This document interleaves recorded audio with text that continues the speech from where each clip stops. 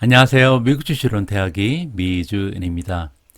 월요일부터 이렇게 미주은을 함께 해주시는 모든 분들께 감사의 말씀을 먼저 드립니다. 한국에서는 오늘까지 연휴가 이어지고 있습니다. 어제가 개천절이었죠. 그래서 하루 연장해서 대체 휴일이 주어진 것 같습니다. 한국에 계신 분들께서는 소중한 연휴 즐겁게 장식하시기 바라고요. 저 같은 경우는 장소를 옮겼습니다. 여러분들 아마 화면 보시면서 느끼셨을 텐데 새로운 환경에서 오늘 방송을 녹화하고 있는데요. 어제까지는 저의 부모님 댁에 저희가 기생을 했었죠. 그리고 오늘부터는 저의 장모님, 장인어른 계시는 처갓집으로 옮겼습니다. 그래서 새로운 환경에서 방송을 보내드리고 있는데요. 이렇게 계속 옮겨 다니면서 방송을 찍다 보니까 아무래도 방송의 퀄리티에서 조금 문제가 발생할 수밖에 없는 것 같습니다. 뭐 조명도 그렇고요. 여러 가지 면에서 조금은 어수선한 이런 방송 분위기를 확인하실 수가 있을 텐데 조금만 인내심을 발휘하셔서 너그럽게 이해해 주시면 나중에 이제 정착해서요. 조금 더 퀄리티 높은 이런 방송을 여러분들과 함께 할 날이 곧 찾아오리라고 믿습니다. 자, 그러면 새로운 환경에서 보내드리는 장인 장모님과 함께 보내드리는 미주은의 월요일 방송 바로 시작합니다. 자, 오늘 첫 번째로 준비된 기사는요. 아무래도 머크 관련된 이야기를 좀 해봐야 될 것 같습니다. 주말 동안 굉장히 말들이 많았잖아요. 자, 지금 보시는 주가 차트는요. 머크의 주가 차트인데 보시는 것처럼 한 10% 정도 급등을 했습니다. 10.73% 정도 지난 5일 동안 상승 추세를 보여주는 머크라는 주식에 대해서 좀 생각을 해봐야 될 것 같습니다.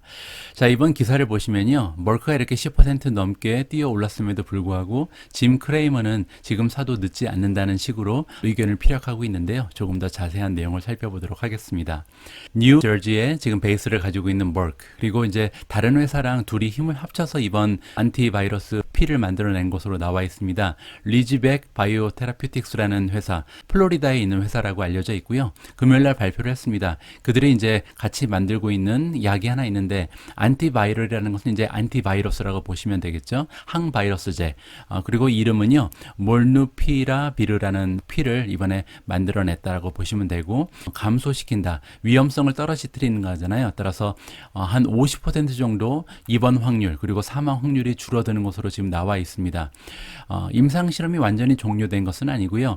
3상 그러니까 이제 임상 실험의 가장 마지막 단계인 3상 실험 중간 결과 발표라고 합니다. 따라서 아직까지 최종 결과가 발표된 것은 아니다라고 우리가 생각을 해볼 수 있습니다.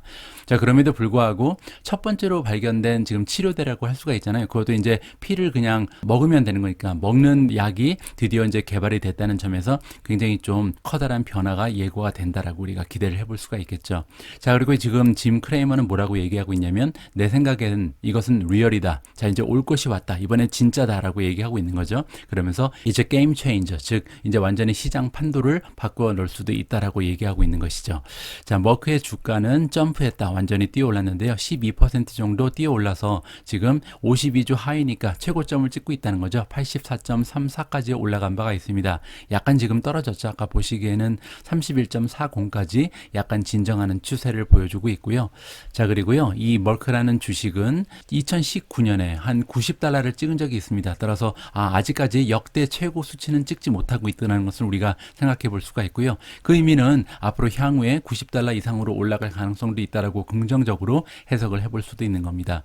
자, 머크 같은 경우는 언더퍼폼한 주식이다. 따라서 최근에 추세는 좋지 않았다고 얘기하는 거죠. 하지만 굉장히 좋은 회사고 좋은 발란시트를 가지고 있다. 재정이 탄탄하다는 얘기고요. 언더퍼폼을 했는데 최근 들어서 약을 개발하고 있는 대부분의 기업들이 좋지 않은 모습을 보였기 때문에 그중에 이제 그런 추세에 합류를 해왔다라고 우리가 해석을 해볼 수가 있습니다. 하지만 이제 짐 크레이머가 얘기하고 있는 것은 머크가 개발하고 있는 신약의 포트폴리오는 그냥 그렇다. 그리고 이제 예외가 있다면 캔서, 즉 암 관련된 것은 굉장히 좋은 약이 많이 있는 것으로 나타나져 있습니다. 그럼에도 불구하고 이번에 이제 먹는 코로나 바이러스의 치료제를 개발한 것은 대단한 일이기 때문에 지금 이 주식을 매수해도 늦지 않는다. 이렇게 의견을 던져주고 있다. 이렇게 마무리가 될 것 같습니다. 자, 다음에 함께 읽어볼 기사는요, 일종의 기획 기사인 것 같습니다. 그래서 S&P 500의 종목 중에서 지금 향후에 좋은 추세를 보일 만한 종목을 추천하는 이런 기사인데요. 이 기사가 첫 번째 나온 날짜가 굉장히 중요합니다. 9월 28일이라는 것을 기억하시면서 9월 28일이면 지난주 화요일이죠. 지난주 화요일 날 이 기사가 나왔다는 것을 기억하시면서 이 기사를 읽어보시면 제가 왜 날짜가 중요하다고 말씀드렸는지 아마 이해가 가실 것 같습니다. 자, 보시면요. 지난 패스트 이어, 지난 1년을 돌아봤을 때 S&P 500의 지수는요. 무려 34.7%나 껑충 뛰어 올랐다라고 이 기사의 포문을 열고 있습니다. 그런데 34.7%는요. 지금 배당금을 빼고도 34.7%라고 얘기를 하거든요. S&P 500에 들어가 있는 주식 중에서 상당 종목들이 지금 배당을 주고 있기 때문에 사실 실제 수익률은 이거보다도 훨씬 더 올라갈 수 있다라고 생각해 볼 수가 있는 거잖아요. 자, 그래서 이런 기간 동안 이렇게 주가가 많이 올라간 기간 동안 47개의 종목은요, 지금 둘합했다. 주가가 오히려 떨어졌다는 거죠. S&P 500은 이름에 써 있듯이 500개의 종목으로 구성이 되어 있습니다. 뭐 실제로는 500개가 조금 넘죠. 왜냐면 구글 같은 주식은 그 티커네임이 2개잖아요. 따라서 502개로 구성이 되어 있는데 그 중에서 지금 주가가 떨어진 종목이 47개가 발견이 됐다라고 하는 거죠. 그래서 대부분의 종목들이 다 올라갔는데 한 10% 정도 되는 주식은 떨어졌다라고 얘기를 하고 있는 겁니다. 자, 전반적으로 S&P 500의 상승세를 살펴보니까요. 총 11개의 섹터가 모두 1년 동안 상승 추세를 보여줬다고 합니다. 따라서 마이너스를 보여준 섹터는 단 한 개도 없었다라고 정리가 가능하죠. 자, 이렇게 11개의 섹터 중에서 가장 수익률이 좋았던 섹터는요. 에너지 섹터입니다. 74.5%를 1년 만에 끌어올렸고요. 파이낸스, 금융 쪽이 64.9%로 두 번째를 차지했고 가장 좋지 않은 모습을 보였던 섹터는 유틸리티고요. 유틸리티 같은 경우도 사실 9.6%나 올라갔기 때문에 1년에 10%는 나쁘지 않은 실적이라고 우리가 생각을 해봐야겠죠. 자, 그런데 그 와중에 47개나 되는 종목들은요. 이 추세에 발맞추지 못하고 오히려 주가가 떨어졌다. 따라서 이 47개 종목을 한번 들여다보는 것은 의미가 있는 것 같습니다. 자, 이 47개 종목을요. 밑에 이제 차트가 나와 있는데 바이 레이팅을 얼마나 받고 있는지 따라서 시장의 전문가 중에서 몇 퍼센트의 애널리스트들이 이 각 종목을 매수해야 된다고 얘기하는지 여기에 따라서 랭킹을 한번 매겨봤습니다. 그렇게 랭킹을 매겨봤더니 1위를 차지하고 있는 종목이 바로 액티비전 블리자드거든요. 무려 94%의 애널리스트, 10명 중에 9명이 넘는 애널리스트가 지금 매수를 추천하고 있는 거죠. 따라서 전반적으로 전문가들이 모두 액티비전 블리자드의 가치를 굉장히 높게 설정하고 있다라고 우리가 판단을 해볼 수가 있습니다. 자, 그리고 앞으로 12개월 동안 한 54% 정도 주가가 추가적으로 상승할 가능성이 있다. 아무래도 지난 그 12개월 동안 7% 넘게 하락했기 때문에 상승 추세를 보여줄 가능성이 높다라고 우리가 해석을 해볼 수가 있는 거죠. 자, 두 번째로 바이 레이팅이 높은 주식은요. 글로벌 페이먼츠입니다. 82%의 애널리스트들이 매수 의견을 주고 있고 앞으로 1년간 39% 정도 주가가 달릴 가능성이 있다. 세 번째는 램 웨스턴 홀딩즈고요. 78%의 애널리스트가 매수의 의견을 주고 있습니다.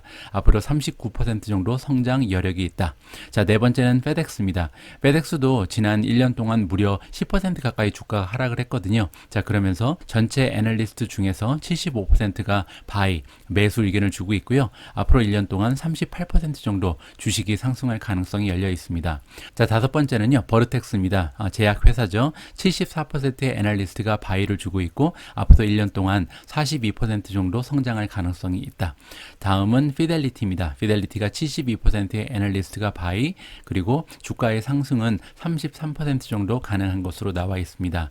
자, 뉴몬트가 보이는데요. 금광 회사죠. 그리고 이제 실제로 금을 판매하기도 하고요. 12.2%가 지금 1년 만에 떨어짐으로써 72%의 애널리스트가 바이를 주고 있고요. 앞으로 이 주식을 가지고 있으면 12개월 안에 35% 정도 아마 수익을 올릴 수 있을 것이라는 의견이 나타나고 있습니다.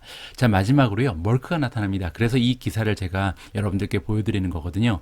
그리고 아까 우리가 날짜를 확인해 본 것처럼 지난주 화요일 날 이 기사가 작성이 됐습니다. 따라서 그때까지 멀크가 신약에 대한 언급이 없었던 그런 시기거든요. 따라서 신약이 없는 상태에서도 멀크 같은 주식은 이미 71%의 애널리스트가 바이를 주고 있었다. 그리고 그 당시에 한 27% 정도의 상승 여력이 있다라고 전문가들은 전망을 하고 있었다고 합니다. 따라서 여기에다가 지금 신약이 발표됐기 때문에 향후에 멀크라는 주식이 좋은 모습을 보일 가능성이 굉장히 높다라고 우리가 기대를 해볼 수가 있겠죠.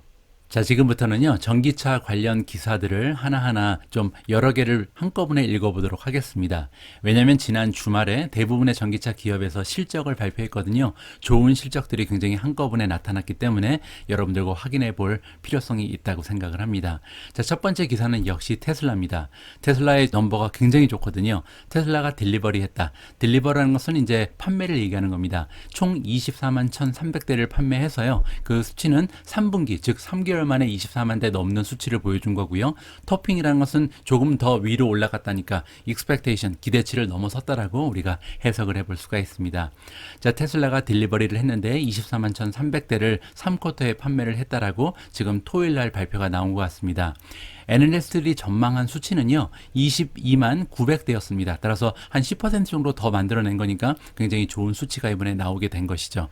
뭐 지난 몇 달 동안 조금 수치가 주춤하면서 걱정하는 분들이 굉장히 많으셨을 텐데 이번에 실적으로 보답을 했다라고 우리가 생각해 볼 수가 있을 것 같습니다.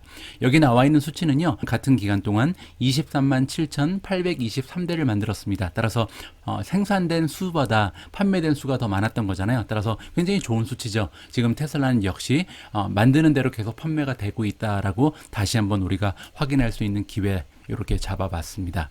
자, 테슬라에 투자하고 계신 분들께는 굉장히 좀 좋은 소식이 전해진 것 같고요. 다음 두 번째로 살펴볼 기업은요, 바로 니오입니다. 니오 같은 경우는 지금 9월달 실적이 발표가 됐는데 81%가 MM은 뭐냐면 month to month를 얘기하거든요. 따라서 8월달 실적하고 9월달 실적을 비교해 보면 무려 81%가 급등했다. 굉장한 지금 실적을 발표한 거죠. 조금만 더 자세히 보실까요? 자, 니오가 딜리버리 판매를 했다. 10,000대가 넘는 자동차를요, 지금 9월 한 달에 판매를 했다라고 우리가 이해를 해볼 수가 있죠. 자, 그리고 한 달 동안 1,600대가 넘는 판매를 한 것은요, 올타임 하이 먼스 레코드라고 합니다. 따라서 한 달에 이만큼 판매한 적은 역사적으로 없었다. 이렇게 우리가 확인을 해볼 수가 있는 거고요. 125.7%를 지난해 비교했을 때 성장을 한 수치다라고 우리가 생각해 볼 수가 있고, 지난달과 비교했을 때 80.7%라는 굉장한 실적을 이번에 보여줬다라고 합니다. 8월 달에는 5,880대밖에 판매를 못했거든요. 그런데 바로 한 달 만에 10,000대를 넘어가는 실적을 보여준 거죠. 자, 2021년 3분기, 그러니까 세 달치를 합쳐보면 지금 24,400대를 판매를 했다라고 합니다. 따라서 아까 테슬라 실적하고 보시면요, 테슬라 같은 경우는 24만 1,000대였죠. 따라서 니오랑 비교를 해보면 테슬라가 지금 니오보다는 한 10배 정도 좋은 실적을 얻고 있구나, 이렇게 우리가 생각을 해볼 수가 있는 거고요. 자, 이 수치는 하지만 지난해랑 비교해보면 100%가 넘는 성장률을 보여주고 있는 거고요. 그리고 지금 리바이즈드 가이던스, 따라서 시장의 전망치랑 비교를 해보면 22,500에서 23,500 정도를 지금 기대를 하고 있었던 것 같습니다. 그런데 무려 24,439대를 단 3달 만에 딜리버리를 하면서 시장의 전망치들을 훌쩍 넘어버렸다. 이렇게 우리가 정리를 해볼 수가 있습니다. 자, 다음 기사에는 엑스펑이 등장합니다. 우리가 샤오펑이라고 부르는 기업이죠. 자, 샤오펑 같은 경우는 마일스톤을 세웠다, 이정표를 세웠다는 거죠. 왜냐하면 10,000대 넘게 판매를 했거든요. 자, 9월 한 달 만에 10,000대 넘는 실적을 올리면서 엑스펑 역시도 굉장히 좋은 소식을 주주들한테 전해준 것 같습니다. 자, 엑스펑이 이번에 레코드를 세웠다. 하이스트 에버니까 역시 니오랑 마찬가지로 역사상 최고의 실적을 이번에 보고를 한 건데 1,412대를 판매를 했다고 합니다. 자, 니오 같은 경우는 1,628대이기 때문에 니오보다는 약간 떨어지는 수치긴 하지만 굉장한 넘버가 나왔다라고 우리가 생각을 해볼 수가 있죠. 그리고 지난해랑 비교해 보면요, 성장률이 무려 한 200% 가까이 됩니다. 그리고 지난달과 비교해 보면 무려 44% 정도의 수치가 껑충 뛰어 올랐다고 우리가 이해를 해볼 수가 있는 거고요.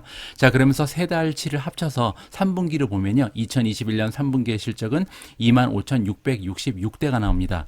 아까 니오 같은 경우는 24,439대였거든요. 따라서 엑스펑이 오히려 니오의 실적을 넘어섰다라고 우리가 확인을 해볼 수가 있는 거죠. 자, 48%가 지난 분기에 비해서 오히려 상승된 실적이고요. 전년도랑 비교하면, 전년도 3분기랑 비교하면 200% 정도 성장하는 굉장한 모습을 보여주고 있는 것이 샤오펑이다라고 우리가 정리가 가능합니다. 자, 한 기업만 더 보고 넘어가도록 하겠습니다. 이번에는 리오토인데요. 리오토 역시도 실적이 나쁘지는 않았습니다. 그런데 앞에 기업들에 비해서는 조금은 떨어지는 추세를 보여준 것 같은데요. 리오토는 지난달에 실적이 굉장히 좋았죠. 자, 리오토가 딜리버리했다. 7,094대를 딜리버리해서 앞에 니오라든지 엑스펑 같은 경우는 10,000대를 넘어섰기 때문에 상대적으로 조금은 초라한 실적이 발표가 된 것 같습니다. 지난해랑 비교했을 때 성장률은 100%가 넘긴 합니다. 102.5%. 24.9%의 성장률. 하지만 먼스 투 먼스를 보면 지난달에 워낙 좋았기 때문에 24.8%가 오히려 떨어졌다. 왜냐하면 8월 달에 무려 9,433대를 판매한 바가 있거든요. 자, 그리고 이번에는 세 달치를 합쳐서 2021년 3분기의 실적을 돌아보면 전년도에 비교했을 때는 190%라는 굉장한 성장률을 보여주고 있는 추세고요. 2분기랑 비교했을 때도 42.9%니까 그렇게 나쁘지는 않습니다. 지금 판매된 대수의 숫자를 보면요, 25,000대가 넘어가는 이런 수치를 보여주고 있습니다. 자, 그래서 리오토는 25,000대가 판매가 됐고요. 지금 분기로 보면 그렇죠. 그리고 지금 25,600대니까 지금 1위는 엑스포인 것 같습니다. 25,666대, 리오토가 25,116대를 판매를 했고요. 니오 같은 경우는 24,439대. 세 기업이 정말 삐까삐까한 경쟁력을 보여주고 있으면서 과연 앞으로 이들의 경쟁이 어떻게 펼쳐질 건가 바라보는 것도 굉장히 재미있는 하나의 레이스가 될 것 같습니다. 자, 전기차 부분을 마무리하기 전에요. 한 가지만 더 언급을 하고 넘어가도록 하겠습니다. 테슬라 관련된 기사인데요. 테슬라가 이번에 아프리카 시장으로 진출했다라는 굉장히 반가운 소식이 전해졌거든요. 그리고 퍼스트 슈퍼차저가 설치가 된 것 같습니다. 자, 지금 보시는 모습이 바로 아프리카에 등장한 테슬라의 차저라고 보시면 될 것 같죠. 테슬라는 디플로이드했다. 첫 번째 2개의 슈퍼차저를 이번에 모로코라는 나라에 세웠다라고 생각을 해볼 수가 있죠. 자, 그리고 이번에 세워진 테슬라의 슈퍼차저가 첫 번째 엔트리다. 처음으로 들어갔다는 거죠. 따라서 아프리카 시장에 진출이 시작됐다라는 굉장히 좀 의미 있는 기사가 발견이 됐습니다. 자, 슈퍼차저 스테이션은요, 보통 제너럴이라는 것은 일반적으로 first step이다. 테슬라가 새로운 시장을 개척할 때요, 가장 먼저 하는 일이 차저부터 설치를 한다고 합니다. 당연한 논리죠. 왜냐하면 차저가 없으면 사실 전기차가 있다고 해도 운행할 방법이 없잖아요. 따라서 차저를 먼저 설치하고 나서 판매를 개시하는 것이 통상적인 그런 절차이기 때문에 이번에 모로코에다가 새롭게 차저를 설치한다는 것은 앞으로 전기차 판매를 아프리카 쪽에서도 증가시킬 가능성이 엿보인다라고 우리가 긍정적으로 해석을 해볼 수가 있는 겁니다. 자, 테슬라는 이번에 실적도 굉장히 좋았고요. 새로운 시장에 진출하는 모습을 보이면서 주주들에게 어느 정도 확신을 다시 한번 심어줄 수 있는 계기가 된 것 같습니다. 자, 다음에는 텔라닥 관련된 소식을 준비해 봤는데요. 좀 제목이 굉장히 우울합니다. Why should you stay away? Stay away라는 것은 물러나 있다, 멀리 떨어져 있다는 거잖아요. 따라서 텔라닥에서 멀리 떨어져 있어야 하는 이유라고 지금 제목이 나와 있는데요. 그 얘기는 즉 지금 텔라닥에 투자를 하면 안 되는 이유라고 우리가 의역을 해볼 수가 있는 거겠죠.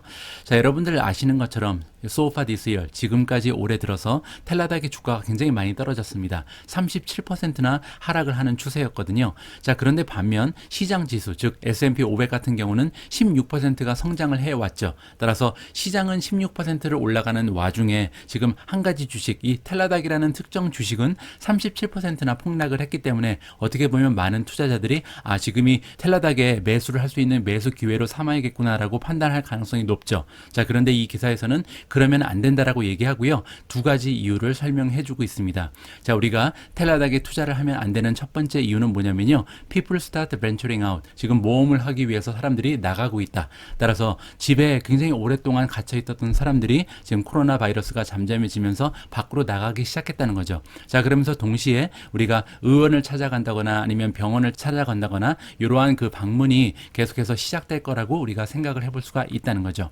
결국 결론적으로 봤을 때 페이스 투 페이스, 그리고 직접 만나서 이렇게 의사의 상담을 받는 것은요, 온라인을 통해서 의사의 상담을 받는 것보다는, 진료를 받는 것보다는 조금 더 만족도가 올라갈 것이 확실하다라고 얘기를 하고 있습니다. 자, 그러면서 가상현실에서 컨설테이션 받는 것, 즉 원격 진료를 얘기하죠. 원격 진료가 코로나 바이러스의 시대에서는 유일한 옵션이었다. 따라서 의사를 만날 방법이 없었다는 거죠. 그렇기 때문에 이렇게 원격 진료가 굉장히 곽강을 받기 시작했었던 거고요. 하지만 이제 팬데믹의 그 상황이 굉장히 좀 잠잠해지면서 디맨드가, 텔라닥을 이용하고자 하는 수요는요, 앞으로 계속해서 테이퍼링이 발생할 것이다. 테이퍼링은 여러분들 많이 들어보신 것처럼 수도꼭지를 줄인 거잖아요. 따라서 연준이 이렇게 푸는 돈을 줄이는 것처럼 이제 앞으로 텔라닥을 원하는 이런 고객의 수요 역시도 테이퍼링을 겪을 것이다라고 예상을 하고 있는 겁니다. 자, 이렇게 수요가 계속해서 주는 것만이 문제가 아니고요. 두 번째 이유가 있는데 수요는 떨어지는 반면 컴피티션, 경쟁은 오히려 히트업됐다. 따라서 상당히 많은 뉴 주자들이 새롭게 진입을 한다라고 우리가 생각을 해볼 수가 있겠죠. 뭐 많은 텔레헬스 컴퍼니들이 등장을 하고 있는데 그 중에서 몇 개의 이름이 나오고 있습니다. 굿RX 홀딩즈 그리고 아메리칸 웰은요. 여러분들이 암웰 이렇게 부르는 기업이죠. 그리고 이제 SOC 텔레메드라는 기업이 있는데요. 최근에 이렇게 IPO를 한 기업이 굉장히 많다는 거죠. IPO를 했다는 것은 상당히 많은 자금을 추가적으로 확보를 했다는 거고 이러한 자금을 이용해서 앞으로 비즈니스의 성장이 가속화될 가능성이 높다. 따라서 이렇게 성장하는 기업들이 많이 발견이 된다면 원격 진료 부분에 있어서 1등 기업인 텔라닥에 많은 위협이 될 것이다. 이렇게 지금 얘기를 하고 있는 것 같습니다. 자, 그런데 그뿐만이 아니죠. 여기 보시면요. 아마존 얘기가 나옵니다. 따라서 지금까지는 리테일 쪽에만 머물고 있었던 아마존이 드디어 이제 론칭을 했다. 그들이 가지고 있는 아마존 케어라는 이 헬스 프로그램을 론칭을 했잖아요. 따라서 아마존의 그 위협적인 존재도 우리가 무시를 할 수가 없고요. 시그나 코퍼레이션 역시도 이번에 최근 들어서 애퀴지션 인수를 했다고 합니다. 어떤 기업을 인수를 했냐면 텔레헬스 관련된 기업인 MD 라이브를 인수를 했거든요. 따라서 이렇게 자본력도 충분히 갖춰져 있고 시장 장악력이 있는 대기업들이 진출을 하는 모습은요. 텔레닥에 있어서 악재로 작용할 것이다. 따라서 지금 살펴본 것처럼요. 디맨드는 계속해서 줄어들고 경쟁은 강화되고 있기 때문에 앞으로 텔레닥에 투자를 하면 절대 안 되다라는 강력한 의견을 던져주고 있습니다.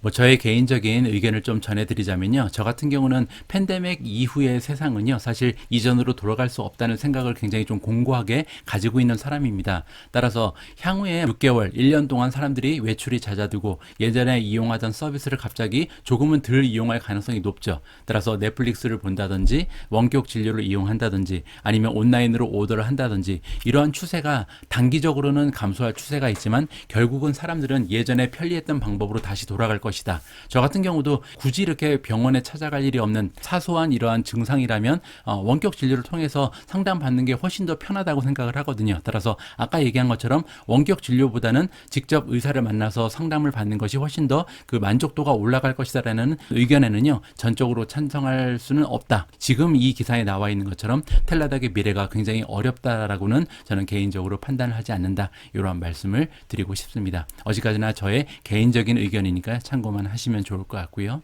오늘은 텔라닥 관련된 뉴스가 하나 더 준비되어 있는데요. 이번에는 굉장히 좀 긍정적인 소식을 전해드릴 수 있을 것 같습니다. 텔라닥 헬스가 랭킹 퍼스트니까 1위를 차지했다. 어디에서 1위를 차지했냐면요. 컨슈머 세티스팩션, 소비자의 그 만족도 조사에서 1위를 차지했고요. JD 파워 2021년 텔레헬스 스타디, 따라서 2021년 들어서 텔레헬스라는 것은 원격 진료를 얘기하죠. 원격 진료로에 관련된 연구 결과 보고가 나왔는데 거기에서 당당 1위를 차지했다라고 우리가 살펴볼 수가 있습니다. 자, 반가운 소식이 전해졌는데요. 자세한 내용을 한번 살펴보도록 하겠습니다. 자, 오버럴 세티스팩션 스코어, 전반적인 만족도는 874점을 획득을 했는데 이 점수는요. 지금 카테고리의 에버리지, 경쟁 기업들의 평균치보다 30점 정도가 오히려 높은 숫자라고 우리가 정리를 해볼 수가 있고요. 자, 그러면서 이번에 가장 높은 랭킹 1위를 차지했다. 아웃퍼폼이라는 것은 다른 경쟁 기업보다 더 우위를 차지했다는 거고요. 중요한 건 뭐냐면 올 스타디 서브 카테고리, 따라서 굉장히 여러 분야의 그 조사를 했던 것 같습니다. 그런데 모든 그 서브 카테고리에서 1위를 차지했다라고 우리가 이해를 해볼 수가 있죠. 자, 구체적으로 어떠한 카테고리에서 1위를 차지했는지 살펴보면 좋겠죠. 자, JD 파워 2021년 텔레헬스 세티스팩션 스타디 같은 경우는요. 서드 이어를 맞이하고 있다. 따라서 지금 3년간 매년 시행되고 있는 이러한 연구 결과 발표라고 보시면 될 것 같습니다. 자, 이 JD 파워에서는요. measures, 측정한다. 컨슈머의 세티스팩션, 그 우리 같은 소비자들의 만족도를 조사를 하는데요. 어디에 포커스가 돼 있냐면 텔레헬스 서비스의 그 경험을 포커스를 맞추고 있다고 합니다. 자, 그리고 4개 정도의 카테고리가 있는 것 같은데요. 가장 먼저 커스터머 서비스, 따라서 고객의 서비스가 얼마나 뛰어난가, 여기에 이제 비중이 42%가 들어간다고 보시면 될 것 같고요. 컨설테이션은 이제 진료 그 자체를 얘기하겠죠. 의사랑 상담하는 그런 과정을 얘기하는데 여기에 28%의 비중. 세 번째는 인롤먼트, 얼마나 이제 가입하기가 쉽냐, 이러한 행정적인 부분이 19%고요. 마지막으로 빌링 앤 페이먼트니까 결제 시스템이 얼마나 편하게 잘 돼 있는지, 이런 부분이 11%를 차지한다고 합니다. 자, 그런데 이번에 아까 살펴본 것처럼 이 네 부분에서 텔라닥이 다 1위를 차지했다라고 우리가 정리를 해볼 수가 있는 거죠. 자, 이번 연구 결과는요, 총 4,000명 정도 되는 소비자의 그 설문 결과를 바탕으로 해서 발표가 된 것 같은데요. 지난 12개월 동안 텔레헬스 서비스를 이용한 적이 있는 이러한 소비자들을 상대로 해서 설문이 됐다, 연구가 됐다, 이렇게 우리가 정리해 볼 수가 있습니다. 저 개인적으로 생각했을 때 이 기사가 시사해 주는 점이 있거든요. 우리가 바로 앞에 기사에서 살펴본 것처럼 텔라닥을 투자하면 안 되는 이유가 두 가지가 있었습니다. 첫 번째 이유는 이제 팬데믹이 잠잠해지면서 사람들이 밖으로 나가기 때문에 원격 진료라는 그 추세가 수그러질 것이다. 이게 첫 번째 이유였고, 두 번째는 경쟁 기업들이 너무 많이 나타난다. 이것이 두 번째 이유였잖아요. 이렇게 많은 기업들, 즉 아마존까지 등장을 하면서 지금 원격 진료 시장에 뛰어들고 있다는 것은요, 어떻게 보면 원격 진료 시장이 굉장히 전망이 밝다라고 우리가 역으로 해석을 해볼 수가 있습니다. 자, 이렇게 전망이 밝고 앞으로 시장의 규모가 계속 성장할 가능성이 있기 때문에 많은 신생 기업들이 조인을 하고 있는데요. 이 중에서 1등을 유지할 수 있다면 텔레닥의 미래는 오히려 밝을 수도 있다라고 우리가 해석을 해볼 수가 있는 거죠. 따라서 경쟁이 심하다고 해서 무조건 나쁜 의미는 아니다라고 우리가 판단을 할 수도 있다. 자, 그런 의미에서 이번에 소비자 그 만족 지수에서 1등을 차지했다는 소식은요, 굉장히 커다란 의미가 있다라고 해석이 가능합니다.